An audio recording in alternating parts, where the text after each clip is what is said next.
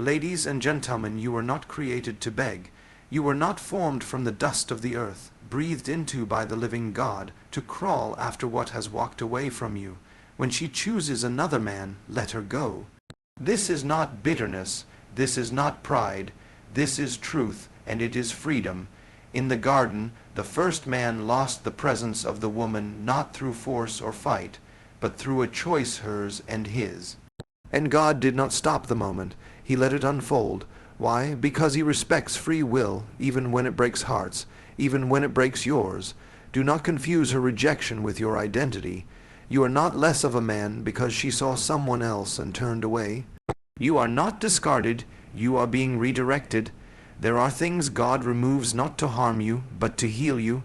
If she has chosen another, that is a door God permitted to close. Will you bang on a closed door while heaven holds open another behind you? What God has for you will not require you to be lesser. It will not require you to beg. It will not require you to compete in the mud for someone who has already walked away. Let her go, not in anger, but in peace. Let her go, not with vengeance, but with vision, because the moment she made her choice, a different chapter began for you, one not of heartbreak, but of healing, not of mourning, but of meaning. The enemy will whisper, you lost, but the Spirit of God thunders, you are being released. Released from soul ties, released from delays, released from the illusion that your destiny depended on her staying. You are not a man because she chose you. You are a man because God formed you. You are not whole because she stayed. You are whole because God completes you. So bless her, forgive her, and let her go. Because in the letting go, God will let loose what is truly yours. Amen. Letting go is one of the hardest things a man can ever do, especially when the one you love chooses someone else. It strikes deep, not just in your heart, but in your sense of identity, your sense of future, your hopes, your prayers, and sometimes even your faith. But there comes a moment, a sacred moment, not defined by emotion but by truth. And in that moment, you must do what feels unnatural but is ultimately divine.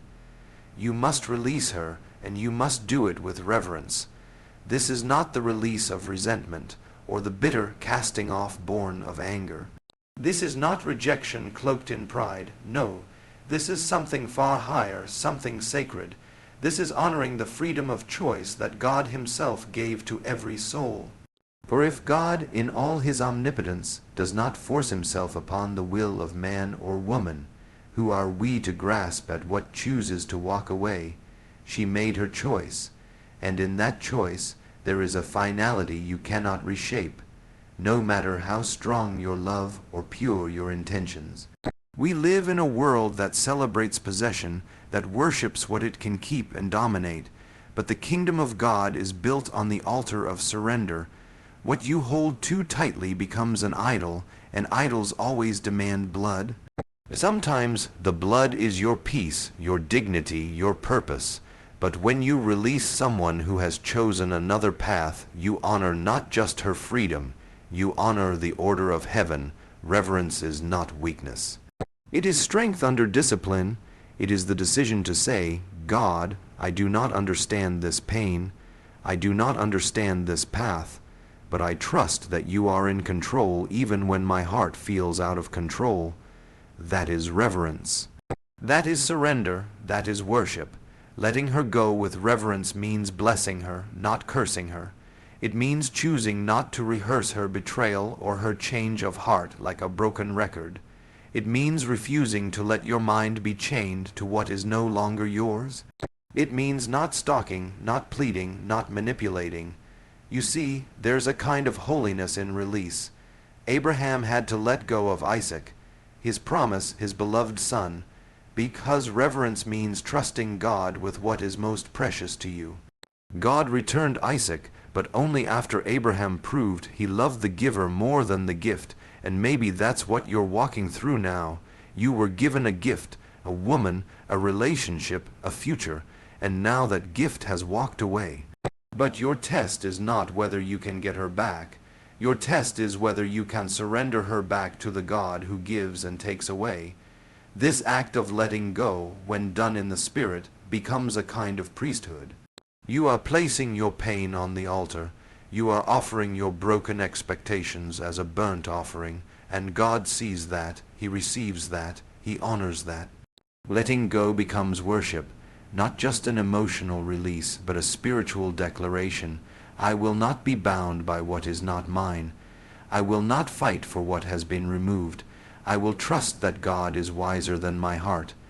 And there's something powerful that happens when you release with reverence. You are no longer a slave to someone else's decision. You step back into alignment with your own calling, your own identity. You begin to hear heaven's whisper again, because the noise of desperation begins to quiet. It does not mean the pain disappears overnight, but it does mean that healing begins. And with every day you walk in surrender, your heart softens toward God and strengthens within itself. You will find in time that what you released with reverence, God uses to reframe your destiny. And if something is truly yours in the kingdom, it will never be taken permanently. If it returns, it will return redeemed. If it does not, it was not appointed.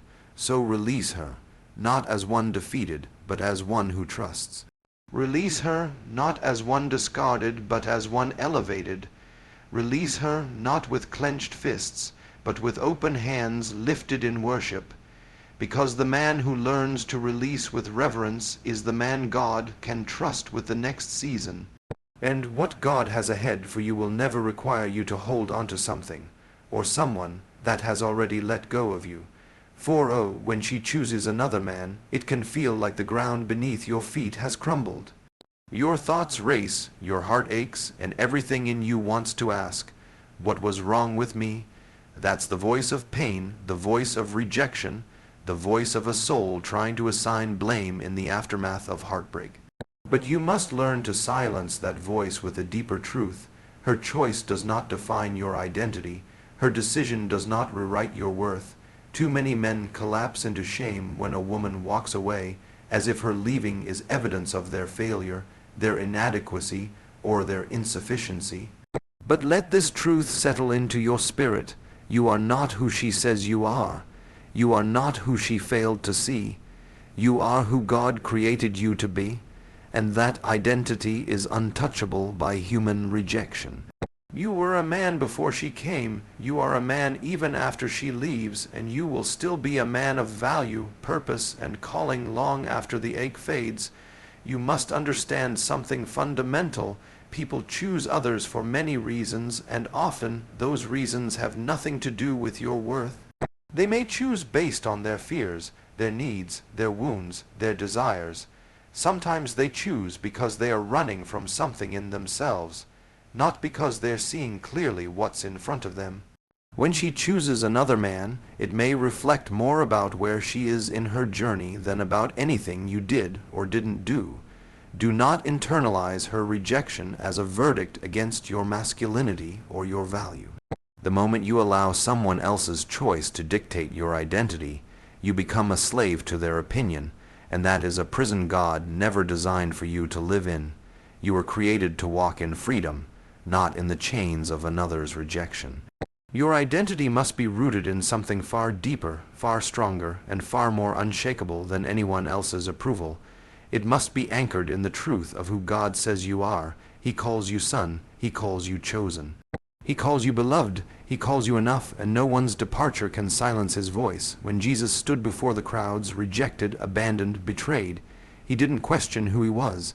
He didn't allow the rejection of man to alter his confidence in the Father's affirmation. That is your model, not to deny the pain, but to rise above the lies it tries to plant in your heart. You don't need to become hard or bitter. You don't need to take on false bravado to prove you're okay. True strength is in knowing your value even when others fail to see it. True healing is found not in pretending the pain doesn't exist, but in refusing to let it redefine who you are. It's okay to grieve. It's okay to feel the weight of what was lost, but do not let grief distort the truth. What you feel is real, but it is not always accurate. Pain has a way of lying to us. It tells us we weren't enough. It tells us we were disposable. It tells us that maybe if we were better, stronger, more attractive, more successful, she would have stayed. But let me tell you something that breaks that lie. The right person will recognize your value, not question it. The right person won't need to compare you to another or walk away to know your worth. And when someone walks away, you don't lose your identity, you reveal it. Because in the silence, in the stillness after she's gone, you get to rediscover that your identity never depended on her love to begin with. You were made in the image of the living God. That means your worth is inherent. You are not less because she left. You are not broken beyond repair. You are not forgotten. Sometimes it takes the departure of the wrong person to awaken you to who you really are. So lift your head even through the tears. Walk forward even if your steps are slow. Don't chase after someone to prove your value. Stand firm in it and know this. What God has ordained for your life is not contingent upon anyone's validation. You are still called. You are still worthy. You are still a man of destiny. Her choice may have changed the relationship, but it did not change you. You are not defined by who walked away. You are defined by who formed you, who loves you, and who still holds your future in his hands. For, oh, when she chooses another man and walks away, your mind may scream that you've lost everything. Your heart may feel hollow, like something sacred has been torn from you. But what if I told you that what left you might not be your loss, but God's redirection? What if this wasn't rejection from life, but repositioning from heaven? The sovereignty of God means this. Nothing happens outside of his awareness, outside of his reach, or outside of his ability to redeem. You have to understand something deeper than your emotions and stronger than your circumstances. God is sovereign. He is not a passive observer of your heartbreak. He is not standing off in the distance hoping things work out.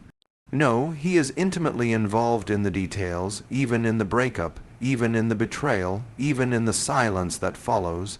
His sovereignty does not end where your confusion begins. In fact, it often starts there. Sometimes we assume that just because we loved someone deeply, that person must be a part of God's plan for our life. We tie our future to them, we build dreams around them, and when they leave, especially when they choose someone else, it feels like those dreams are buried in their absence. But God's plans are never dependent on one person's decision. His purpose for you cannot be canceled by human choice. He is not surprised by who left. He's not caught off guard by her decision. He knew, and he allowed it. Now, that word, allowed, can be hard to swallow, but in God's sovereignty, allowance is often mercy. It is protection. It is the removal of something that would eventually hinder your growth, dim your light, or drag you into a future that was never designed for you. What feels like a tragedy today may one day be revealed as a turning point, a doorway into a season that is far more aligned with your true calling and character. We often pray for God to open doors, forgetting that sometimes he answers by closing them first. We ask him to lead us into purpose, but when he begins pruning relationships that cannot go where he's taking us, we call it loss. Yet pruning is not punishment, it's preparation. A tree that is never pruned grows wild, tangled, and fruitless. God prunes to make you fruitful, not to make you empty. So when she chooses another man, it may not be about your failure at all. It may be the hand of God removing someone who could not love you in the way he intended you to be loved. Someone who could not walk with you in the purpose he's called you to. Someone who, if they stayed, would have distorted your focus, your peace, and your ability to hear him clearly. And while your heart cries out for answers, heaven is orchestrating something deeper, a redirection. This is not just about a relationship. This is about alignment. God is too intentional to let your life be built on an unstable foundation. He will remove the wrong materials before he begins construction. He will tear down the structure you thought was perfect, not to hurt you, but to rebuild it on something stronger, eternal, and rooted in truth. And sometimes redirection requires rejection. It takes faith to believe this. It takes spiritual maturity to stop asking, "Why did she leave?" and start asking, "God, what are you doing in me through this?" It takes humility to say, "This hurts, but I trust you anyway," because trust doesn't mean the pain disappears. Trust means you believe that pain has purpose. Joseph in the Bible was betrayed by his brothers and thrown into a pit. That betrayal felt like the end, but it was actually the beginning of a journey that led him to the palace. And when he finally stood in that place of purpose, he could look back and say, "What you meant for evil, God meant for good." That's what the sovereignty of God does. It takes betrayal and turns it into promotion. It takes abandonment and transforms it into alignment. So take a breath, wipe your tears. You have not lost control, because you were never meant to be in control. That belongs to God, and He is good. Even when you're broken, He is guiding. Even when you're rejected, He is working. Even when she chooses another man, heaven is not panicked. Heaven is positioning you. And in time, when the dust settles and your heart begins to heal, you will look back and say with certainty, "Thank you, God, for not giving me what I thought I needed. Thank you for taking what I could not let go of. Thank you for your sovereignty, because without it, I would have settled for less than you destined me to become." There is a powerful truth that few dare to fully embrace. Sometimes what God removes is not meant to be reclaimed. It's not a punishment. It's not a failure. It's divine intervention.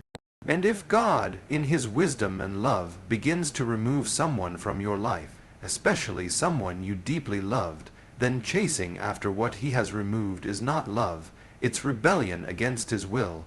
It's holding onto what He's already let go of.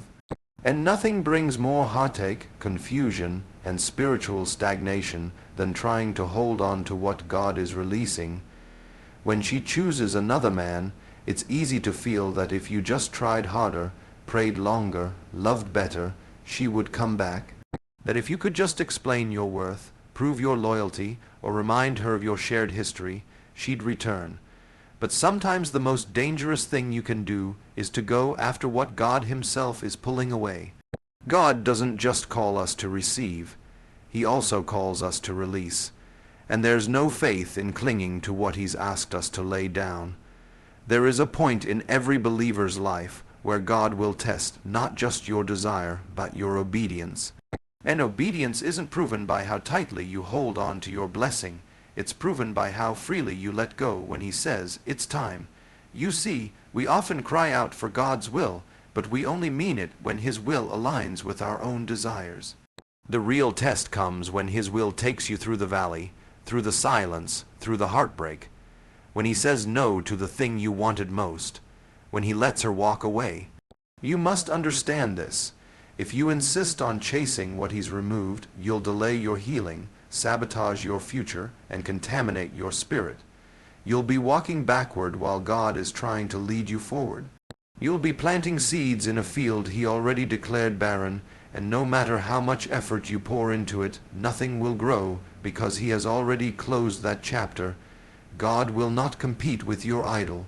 And when your desire to hold on to her becomes stronger than your desire to submit to Him, you've crossed a dangerous line. She may have been a gift for a season, but when she chooses another man and God does not intervene to bring her back, it's not your job to chase her. It's your calling to trust Him. We often forget that God sees the whole picture.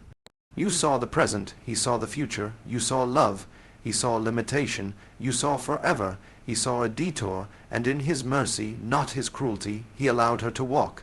That pain you feel now may be the very thing that protects you from something far more devastating down the road. What feels like rejection is often God's redirection, wrapped in temporary grief. Remember this, God will never require you to beg for what is truly yours. He will never lead you to compromise your dignity, your identity, or your calling to keep someone who has already left. Love never manipulates, love never begs, love releases. And if she made her choice, the most holy thing you can do is honor that and let her go. Don't misunderstand this as a call to become cold or indifferent. This isn't about bitterness. It's about trust. It's about resting in the belief that what is gone is not greater than what is coming. That what God is preparing is far more suited to your soul than what you're mourning. There is peace in surrender. There is healing in acceptance. There is clarity in letting go. If you chase what God is removing, you may win back a person, but lose your purpose. You may reclaim a relationship, but forfeit your peace. And in the end, you will always come back to this truth. Nothing taken from you in obedience to God is ever a true loss. It is a seed. And from that seed, God will birth something greater in His time, His way. So stop chasing what left. Stop replaying the conversations. Stop trying to rewrite the ending. God already wrote the next chapter, and it doesn't require her to be in it. What it requires is your surrender, your faith, your willingness to walk away from what He's closed, and your boldness to believe that what's ahead is still beautiful. Because He is still sovereign, let her go. Don't chase her, follow Him. For when she chooses another man, your heart may feel shattered, your future suddenly uncertain, and your soul left questioning how to move forward. But as painful as the loss may be, what you do next matters more than what she did. You have a choice to make in the ashes of that rejection. Will you stay stuck in the wreckage, or will you rise from it? God never ends something without offering a new beginning. And the new beginning He has for you does not come through clinging to the past, but through walking forward into your healing and purpose. Healing is not passive. It is not waiting for time to numb the pain or hoping someone new will come along and fill the void. Healing is a decision. It's a posture of the soul that says, I will not let this break me. I will not let this moment define me. I will let God do His work in me. And often, the first step to healing is silence. The kind of silence where you stop rehearsing the betrayal in your mind, stop replaying the conversations, stop scanning her social media for signs of regret or return. That silence is sacred. It creates the space for God to speak. In the stillness, God begins to do what no human can. He starts to rebuild you from the inside out. He starts healing not just your heart, but the places your identity was wrapped around that person. He pulls your roots out of the soil of someone else's approval and replants them in the truth of who you are in Him. This is why heartbreak, as painful as it is, can be holy, because it brings you back to your foundation. It strips away the noise, and it shows you what you truly believe about yourself, about God, and about love. You are not meant to spend your life in mourning over someone who walked away. You are meant to live. You are meant to grow. You are meant to walk into the fullness of your calling. But calling and healing go hand in hand. God won't take you into the next chapter of your purpose with wounds you refuse to let Him treat. You must allow Him access to the deepest places, places you may have tried to hide behind strength, pride, or distraction. The truth is, the pain will either grow you or poison you, and the difference lies in your surrender. Let God transform this pain into wisdom. Let it teach you about your boundaries, your worth, your patterns. Let it humble you where you need humbling, but also affirm you where you forgot who you were. And as He heals you, He will also begin to refine your vision. You will no longer be drawn to what merely looks good, but to what is good for your soul. You'll begin to recognize that the version of love you thought you lost wasn't real love, if it could walk away so easily. And while you heal, God will prepare the right people for your future, the ones who won't need convincing to stay, who won't compete with your purpose, who won't confuse your value. But you won't be ready to receive them if you're still looking backward. Healing clears the lens of your heart. It removes the residue of past rejection so you can see clearly what is truly from God when it comes. Then, from that healing, purpose begins to flow again. You start to dream again, to create again, to walk in confidence again. You realize your identity is not tied to a title, boy, friend, fiancé, husband. It's tied to your sonship in Christ, and sons don't beg, sons don't chase, sons don't settle, sons walk in inheritance, sons walk in grace. Sons walk in purpose. So rise, let her go, let God do the heart surgery, let Him rebuild you in the quiet place. Trust that He will redeem the time, restore the joy, and resurrect the dreams. The story doesn't end with her departure. In fact, the story you were born to live may be just beginning. Your future is not behind you, it's ahead, and God is already there, waiting for you to heal, to trust, and to step forward in faith. You are not broken beyond repair. You are not forgotten, you are not behind, you in process, and in that process God is making you stronger, wiser, freer, and ready for the life, the love, and the legacy that is truly yours.